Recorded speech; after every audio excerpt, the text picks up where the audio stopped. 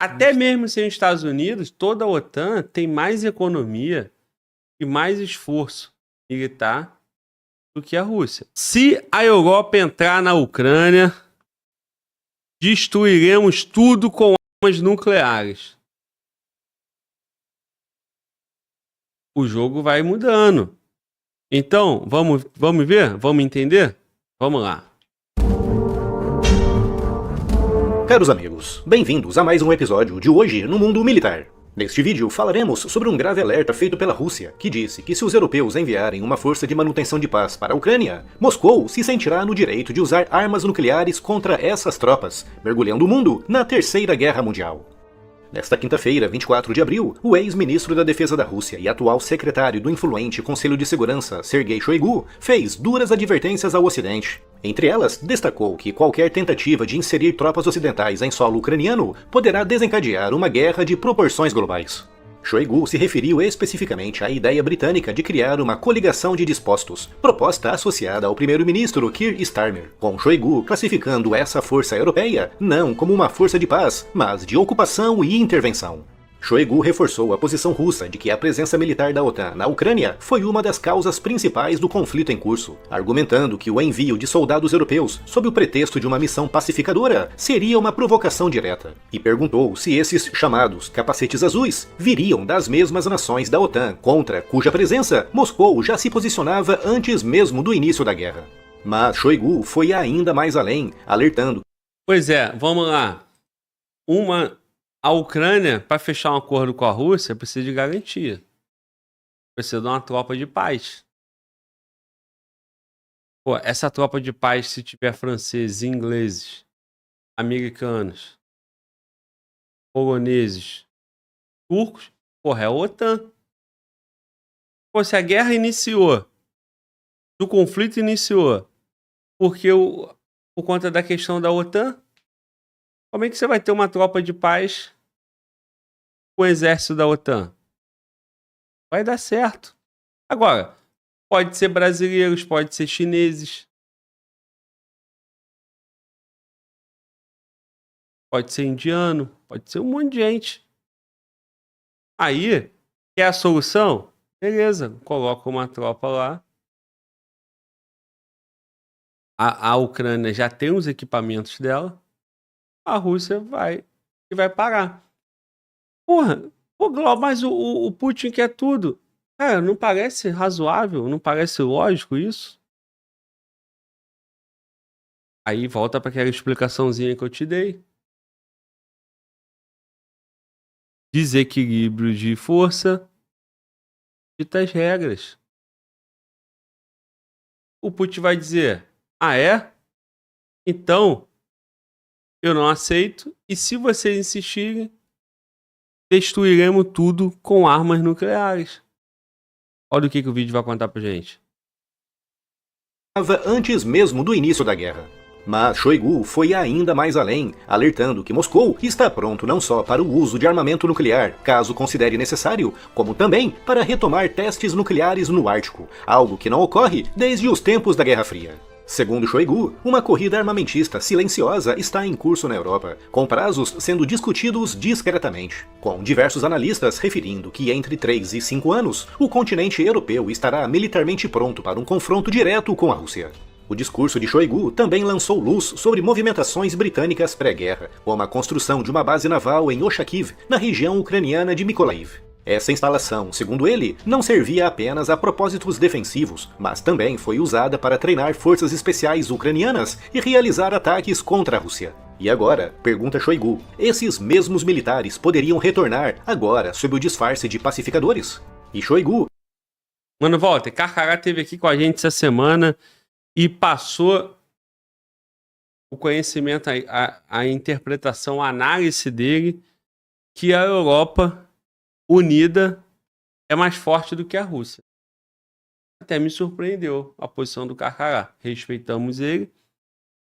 Carcará mostrou que toda a OTAN junto não teria como a Rússia vencer. Bom, por que isso? Ele disse que a Europa está fazendo a parte dela. Está trabalhando numa guerra convencional é difícil. Rússia contra Polônia, contra Ucrânia, contra dois países, na visão do Carcará, não há o que se falar. Mas contra a Europa, principalmente porque a Europa está se preparando. O que o vídeo está contando para gente? Que em 3, 4 anos a Europa estaria pronta. Porque há uma corrida silenciosa, na verdade nem tão silenciosa assim. O próprio Estados Unidos, o próprio Trump está cobrando esse investimento militar. Então, Putin, Rússia, sabe disso. Sabe disso. Da mesma forma que a Ucrânia se preparou de 14 até 22 e conseguiu fazer frente ali até um momento com a Rússia e continua lutando, o Putin sabe que daqui a 3, 4 anos a Europa vai estar muito mais forte do que está hoje. Ele não vai ceder. E se ele precisar jogar mais carta, o momento é agora, não pode ser daqui a 3 anos. É aquela questão do desequilíbrio, vai se aproximar, aí ele vai ter que fazer cálculo. Ou não posso ir, porque se eu for, pode ser minha derrota. Vamos lá. Ainda questiona o que exatamente essas tropas viriam proteger. A retórica russa se intensifica com a afirmação de que qualquer agressão, seja contra o território russo ou contra a Bielorrússia, um aliado estratégico de Moscou, poderá justificar o uso de armas nucleares. E há mais, com Shoigu dizendo que a Europa não teria capacidade financeira para manter sozinha o esforço de guerra ucraniano, tanto no campo econômico quanto no fornecimento de armamentos. Segundo Shoigu, até 2030, líderes políticos e militares europeus pretendem estar prontos para enfrentar a Rússia em um conflito armado. Isso, segundo ele, justificaria o recente posicionamento de armamentos nucleares russos na Belarus, como parte de uma dissuasão estratégica. E mesmo agora, com o retorno de Donald Trump ao centro das negociações, Shoigu mantém o ceticismo, com o ex-ministro russo da Defesa dizendo que Moscou está aberto ao diálogo, mas só ações concretas, e não declarações políticas, poderão indicar se os Estados Unidos estão realmente dispostos a resolver os impasses estruturais que marcam a relação entre as duas potências. E o tema dos testes nucleares permanece sensível, com o último realizado pela União Soviética tendo sido em 1990, no arquipélago ártico de Novaya Zemlya. Desde então, a Rússia respeita uma moratória unilateral. No entanto, segundo Shoigu, se os Estados Unidos retomarem os seus testes, o que pode ocorrer com o vencimento da vida útil de algumas ogivas e o desenvolvimento de novos sistemas, então Moscou poderá seguir o mesmo caminho. Toda essa retórica de ameaças mostra claramente o quanto a Rússia vê como ameaça a presença de forças europeias de paz na Ucrânia para garantir um cessar-fogo, o que, de certa forma, confirma que o interesse da Rússia não é uma paz prolongada, mas apenas uma pausa para se rearmar e voltar a atacar no futuro. Por fim, Dmitry Medvedev, ex-presidente da Rússia, acrescentou mais lenha à fogueira ao ameaçar países que reconhecem o mandado de prisão do Tribunal Penal Internacional contra Vladimir Putin. Para Medvedev, a execução dessa ordem pode ser encarada... Aí, se o Putin tem cara de mal, esse aqui também não fica pra trás não, hein, cara. Pelo amor de Deus, cara. Encarar esses caras. Bom, o vídeo tá falando aí sobre força econômica, né, e militar. Eu vou voltar aqui para poder reiniciar esse trecho e eu poder fazer alguns comentários com vocês. Nós fizemos uma comparação no outro react aí, semana passada, que foi pegar a capacidade econômica da União Europeia comparado com a Rússia. A capacidade militar, total de exército, se você somar toda a OTAN, é muito mais forte economicamente, principalmente porque tem os Estados Unidos. Até mesmo sem os Estados Unidos, toda a OTAN tem mais economia e mais esforço militar do que a Rússia. O problema está nas ogivas. E na disposição. Na motivação. Porque se toda a Europa vai contra a Rússia, ou é ganhar, não tem outra possibilidade. Ou é tudo ou nada. E aí você tem esses caras que não é Macron. é o porra ocidental. Então, e não fica e não muda de governo em 4 anos. É outro negócio. Os caras estão se preparando desde 91, pô. Nós já estamos em 2025. Fizeram uma pausa lá, não foi? Queda do Muro de Berlim, acabou. União Soviética. A Rússia se fortalecer. Isso. Anos e anos, anos e anos, e por aí vai. A OTAN, países da Europa, ficaram contando com os Estados Unidos. Agora eles estão, opa, vão se fortalecer. O que vai acontecer novamente? Ali na frente, 2030, a previsão é só de guerra, cara. E cadê? O Trump vai chegar, vai estabelecer a paz no mundo. Cadê? Até agora, tu vê algum fato que indique para isso? Tivemos até algumas pílulas, pequenas pílulas, né? Pequenos ensaios, pequenas doses de esperança, mas, ao que parece, tá difícil. Dmitry Medvedev, ex-presidente da Rússia, acrescentou mais lenha à fogueira ao ameaçar países que reconhecem o mandado de prisão do Tribunal Penal Internacional contra Vladimir Putin. Para Medvedev, a execução dessa ordem pode ser encarada como um ato de guerra, especialmente contra uma potência nuclear e um membro permanente do Conselho de Segurança da ONU. Essas declarações revelam uma escalada retórica perigosa que reacende temores da era nuclear. Mas fica claro que, mais do que palavras, o cenário atual é marcado por movimentos estratégicos, reposicionamento militar e uma crescente desconfiança entre o Oriente e o Ocidente, que pode rapidamente escalar para um conflito de proporções globais terríveis. E se ainda não está inscrito no canal, inscreva-se já e acione o sino das notificações para não perder nenhuma novidade.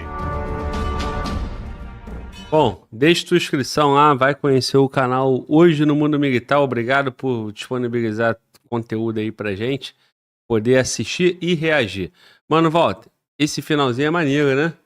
Vamos ver? Vamos lá.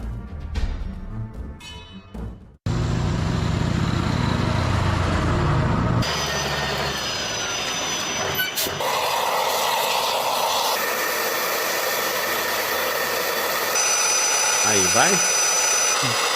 Estão achando que é brincadeira?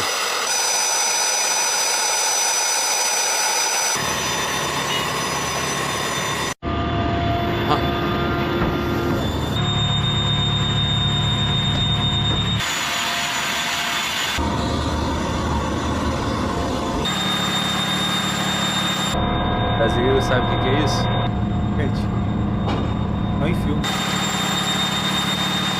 Quem já viu uns vídeos do exército brasileiro fazendo, porra, ensaios, se preparando? Como é que é? Ah, é, aquele lutador, né? Aí tem umas Parece que tá com xilingue, né? Olhando pra isso aí, parece que é um xilingue, né? Verdade. Porra, é Davi, né? Aí Golias, né? Isso. Só que a diferença é que não tem. Aqui não é porra Bíblia, não, né? É guerra com bomba mesmo, né? Vamos.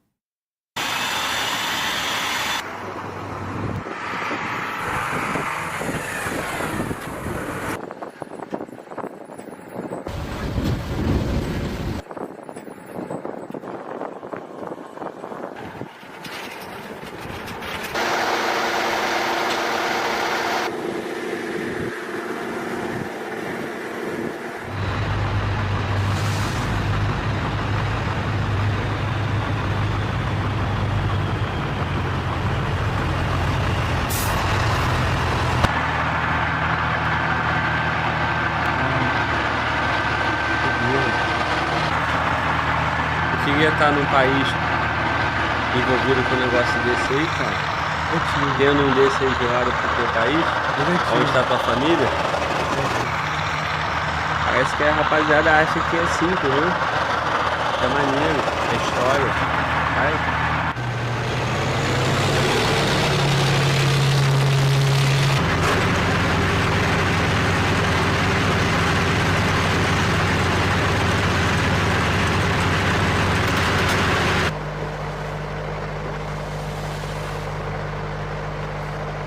Irmão, eu tava esperando teu disparo, pô. Porra, hoje Mas porra, caí no bait, hein? Pô, irmão, mas é um disparo ali. Porra, mas podia ter aí, porra, o Porra. lançamento, porra, não? Daquele ali não dá não, Não chefe. pode, não? Aquele ali é puxado, irmão. Se aquele ali for lançado, não volta mais não, irmão. Aquilo ali é ao alcance.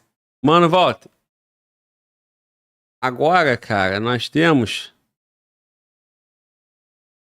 crise entre potências nucleares. Por que Índia e Paquistão estão em pé de guerra? Aí é aquilo, né? A Rússia é a potência nuclear, a maior potência, né? Isso. Tudo isso que nós acabamos de ver agora. Qualquer coisa aqui que os caras falam, ó, vou destruir tudo com bomba nuclear. Se o exército da OTAN entrar aí na Ucrânia, vamos destruir tudo. E quando tem um gigante, Índia, com Paquistão pequenininho, mas os dois têm bomba nuclear. Como é que fica? E os caras não odeiam, né? Vamos ver? Vamos lá. Então vamos. Caros amigos, bem-vindos a mais um episódio de Hoje no Mundo Militar. Neste vídeo falaremos sobre por que a Índia e o Paquistão, duas grandes potências nucleares, estão em pé de guerra. Na passada terça-feira, 22 de abril, um grupo de homens armados abriu fogo contra turistas na pitoresca região do Vale Baisaran, próximo à cidade de Pahalgam, em Caxemira, sob administração indiana. O cenário, geralmente marcado pela tranquilidade das montanhas e pelo vai e vem de viajantes em busca de refúgio do calor do sul da Índia, se transformou em palco de horror. Ao menos 26 pessoas perderam a vida, a maioria turistas indianos, e pelo menos 15 ficaram feridas, e entre os mortos também estavam 2 estrangeiros. A violência, de proporções raramente vistas nos últimos anos, espalhou medo e revolta por todo o país. O grupo terrorista autodenominado Kashmir Resistance, também conhecido como a Frente da Resistência, assumiu a autoria do ataque, com a motivação sendo um protesto contra aquilo que chamam de mudança demográfica imposta por Nova Delhi, com a instalação na região de dezenas de milhares de pessoas oriundas de outras regiões do país. A resposta da Índia foi rápida, com o primeiro-ministro Narendra Modi, mesmo em visita ao estrangeiro, classificando o ataque como um ato hediondo e prometendo caçar os responsáveis até o fim. Em um discurso inflamado, declarou que o espírito da Índia jamais será quebrado pelo terrorismo. No campo diplomático, as consequências começaram a surgir quase de imediato, com Nova Delhi suspendendo uma série de acordos e medidas bilaterais com Islamabad. Entre elas, o cancelamento de vistos para cidadãos paquistaneses, o fechamento de postos de fronteira e, o mais alarmante, a suspensão do Tratado das Águas do Indo, um pacto histórico em vigor desde 1960 que regula o uso dos rios que cruzam os dois países. Do outro lado da fronteira, o governo do Paquistão respondeu à altura, fechando seu espaço aéreo para aeronaves indianas, suspendendo o comércio bilateral e iniciando a retirada de diplomatas indianos. A mensagem de Islamabad foi clara: se a Índia tentar reter ou desviar as águas que pertencem ao Paquistão, isso será interpretado como um ato de guerra. Para entender a gravidade dessa escalada, é preciso recuar no tempo. A disputa pela Caxemira remonta à partilha do Império Britânico em 1947, quando a região, de maioria muçulmana, foi incorporada à Índia, de maioria hindu. Desde então, os dois países travaram 3 guerras pelo controle daquele território. Nos últimos anos, especialmente após o governo de Modi revogar a autonomia da região em 2019, a Caxemira se viu sob a administração direta de Nova Delhi. Isso significou a instalação de um forte aparato de segurança, a suspensão de liberdades civis e o corte de comunicações. E apesar de um aparente declínio na violência, o ressentimento se manteve latente. O grupo A Frente de Resistência surgiu nesse contexto. Formado em 2019, apresenta-se como uma força de resistência nascida em solo caxemirense. Embora oficialmente sem vínculos com grandes organizações jihadistas, autoridades indianas o associam ao grupo Lashkar-e-Taiba, responsável pelos terríveis ataques de Mumbai de 2008. As autoridades da Caxemira identificaram... Tá vendo aí, cara, aqui que é um país em revolução, um país onde tem disputa histórica, onde tem grupos confrontando o governo. É assim, ó. Aí reivindicam pelo ato terrorista. Eles vão lá, ó, olha a destruição que faz. Isso é o problema de verdade. Aí no Brasil a gente chama de terrorista manifestante. Cara, tu viu no Brasil algo próximo disso aí? Porra, cara, que bom que o Brasil tem só A gente gostaria que não tivesse nada, né? Tem só esse terror aí que passa no jornal diariamente, né? A outra parte que tem de terror, nós falamos que não é terror. É só um problema de segurança pública. Agora, tu olha o que é problema de verdade, é isso aí. Podendo um destruir o outro ainda, porra, eternamente. Vamos. Pelos terríveis ataques de Mumbai de 2008. As autoridades da Caxemira identificaram 3 suspeitos pelo massacre, 2 deles cidadãos paquistaneses. Apesar de Islamabad negar envolvimento direto, a acusação de apoio ao terrorismo voltou ao centro da disputa, um tema recorrente nas relações bilaterais. Com a tensão no auge, a comunidade internacional observa com apreensão os próximos passos, com analistas apontando que o primeiro-ministro Modi, politicamente pressionado, pode optar por uma resposta militar semelhante àquela de 2019, quando a Índia bombardeou posições em território paquistanês. Mas o risco é alto. Com ambos os países equipados com armamento nuclear, qualquer escalada fora de controle pode levar a uma catástrofe regional ou até mesmo global. Antes de encerrar, é importante lançar um olhar mais atento para as capacidades militares da Índia e do Paquistão, 2 países com arsenais consideráveis e, sobretudo, com armas nucleares nos seus respectivos arsenais. Ambos figuram entre os exércitos mais bem armados do sul da Ásia. A Índia, com um orçamento de defesa que ultrapassa os 70 bilhões de dólares anuais, mantém uma força militar gigantesca, com cerca de 1,4 milhão de soldados ativos, além de reservas consideráveis. As suas forças armadas estão em constante modernização, com fortes investimentos em caças, mísseis de longo alcance, blindados e tecnologia naval. O país também possui um programa espacial militarizado e desenvolve sistemas antibalísticos próprios. Já o Paquistão, embora com um orçamento mais modesto, de cerca de 10 bilhões de dólares, compensa com uma estrutura militar altamente profissional e focada na dissuasão. As suas forças armadas são menores em tamanho, mas possuem vasta experiência em operações assimétricas e mantêm prontidão elevada, especialmente nas fronteiras com a Índia. A doutrina militar paquistanesa é fortemente voltada para a resposta rápida e escalada controlada.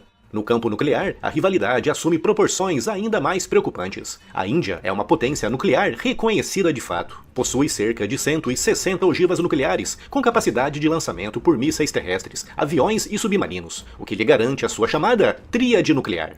O Paquistão, por sua vez, detém um número semelhante de ogivas, estimado em torno de 165. Mas a sua doutrina nuclear é diferente, admitindo o uso de armas nucleares táticas em resposta a ameaças convencionais, o que na prática reduz o limiar para um possível uso em campo de batalha. Além disso, o país tem desenvolvido mísseis de curto e médio alcance, capazes de alcançar alvos estratégicos dentro do território indiano em poucos minutos. O mais alarmante é que, ao contrário da Guerra Fria, os mecanismos de comunicação e controle de crise entre os 2 países são muito frágeis, e o risco de uma escalada rápida, motivada por retaliações mal calculadas ou pressão política interna, não pode ser descartado. Em resumo, enquanto o mundo acompanha com preocupação os desdobramentos na Caxemira, é fundamental lembrar que, por trás das declarações oficiais e dos protestos nas ruas, repousam 2 grandes e poderosos arsenais nucleares, que tornam qualquer confronto direto uma ameaça à estabilidade regional e, potencialmente, à segurança global. Mas essa conta aí é uma conta bem mais difícil. Imagina, os caras vão se... pelo motivo que foi apresentado aí no vídeo. Mas são 2 potências, né, nucleares. E outra coisa, né? Quando tu olha para um vídeo desse, você já foi lá, porra, Índia, Paquistão. A gente estava falando agora há pouco de Rússia e Ucrânia. Rússia e Ucrânia. Porra, quase não sai, né? Rússia e Ucrânia. Aí tu vai para Índia e Paquistão. A gente olha, cara, imensidão de conflitos, sofrimento, questões históricas, a capacidade militar desses países. Olha para o Brasil, vê um noticiário de grupo, porra, armado, terrorista. Meu irmão, a gente olha para Venezuela porque, porra, a milícia venezuelana passou no território brasileiro com as arminhas pequenininhas. Problema com a Venezuela, o Brasil pode entrar em guerra com a Venezuela. Meu irmão, a gente é muito abençoado em questões de conflito interno, né? Nosso problema está aqui dentro do quintal. Dentro do Brasil, o Brasil destrói de dentro para fora. É narcotráfico, narco-estado, é um monte de destruição. Agora, em questões políticas, em questões de movimentos revolucionários, pelo amor de Deus, briga com o vizinho. Temos que manter isso, né? O Brasil tem que estar forte. O Brasil tem que cuidar dos problemas internos e parar de desviar foco para manifestante. Olha o mundo aí, cara. Será que não vai chegar para cá? Os problemas vão ficar todo para lá e o Brasil vai ficar tranquilo? Não vai. Vai. Que bom que a Venezuela tá aí. Que tem de problema com a Venezuela? O Brasil tem que estar mais forte. A Venezuela está mal economicamente. Próximo problema é com quem? Onde está o risco? Está atento. O quanto que o problema de tráfico e violência interna compromete a nossa capacidade econômica, nossa capacidade de defesa. Porra, não vai dar tempo não, hein? Então, se a gente quer estar preparado em 2030, assim como a Europa está projetando estar preparada para enfrentar a Rússia, cara, tem que começar agora. Mas a notícia que tem é o quê?